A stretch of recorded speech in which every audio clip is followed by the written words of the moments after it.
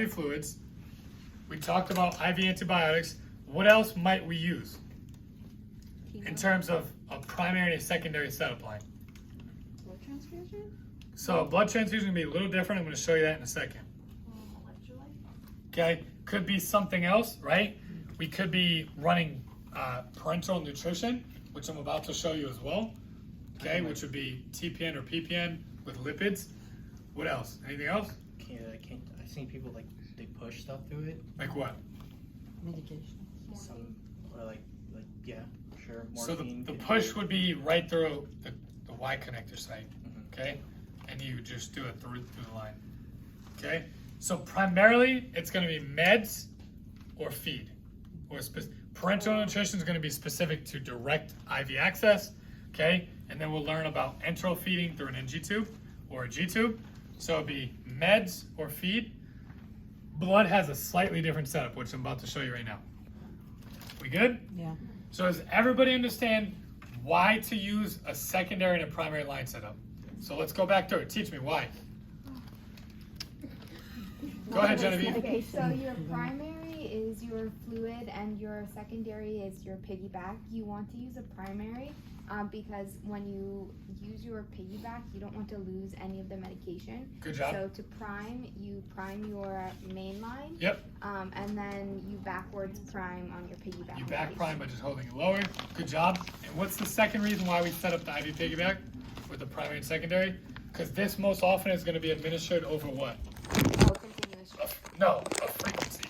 This might be continuous, but if this IV antibiotic is Q8 hours, instead of me setting up a new line every single 8 hours, this allows me to just swap it out. Oh, so you okay? put that line in the little. That's all I would do. So let's say this is the same as this. 8 hours later, let's say it was a Q8 frequency. I take this, I reconstitute it, I put it up, I take this down, this is now empty, I take it off, and I spike. Okay. That's it.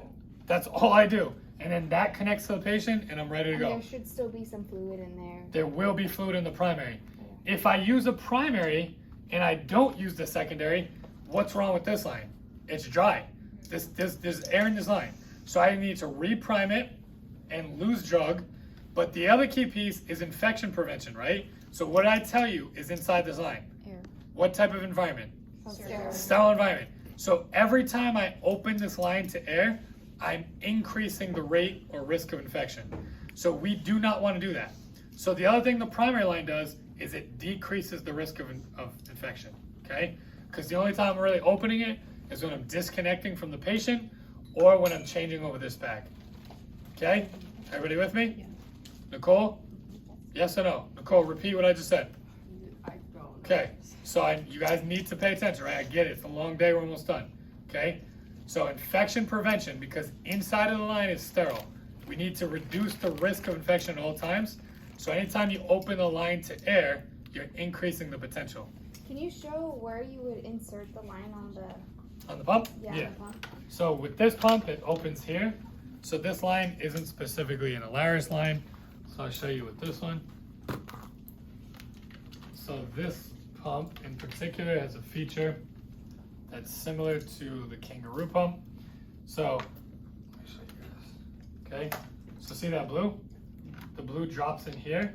See this clamp, right? It's currently open. So from here, I push this in, which actually goes this way, sorry. Right, so there's a clamp inside of here, right? Which is also just another safety mechanism. So blue inside, so blue to blue, it clips into place. I take this and I feed it through, come back through, and then I close it. And when I close it, it opens the line back up. Oh. Okay? So once again, you can hear the pump starting to think, right? So see how it's open now? So I'm gonna close it, I drop this in, blue to blue, I feed the line, and then I close the door.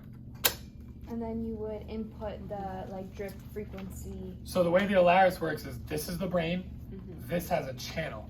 So I'd have to tell the brain because I could modulate, right? So if I set this to channel, what is it? A. So I'd tell channel A, I want its X drug and I want an X rate for X volume to be infused. Okay. Does the rate and all that depend on the patient or? It would depend on what, Christina? The order. The order. The order. And then do you do your rate for the piggyback or for the continuous?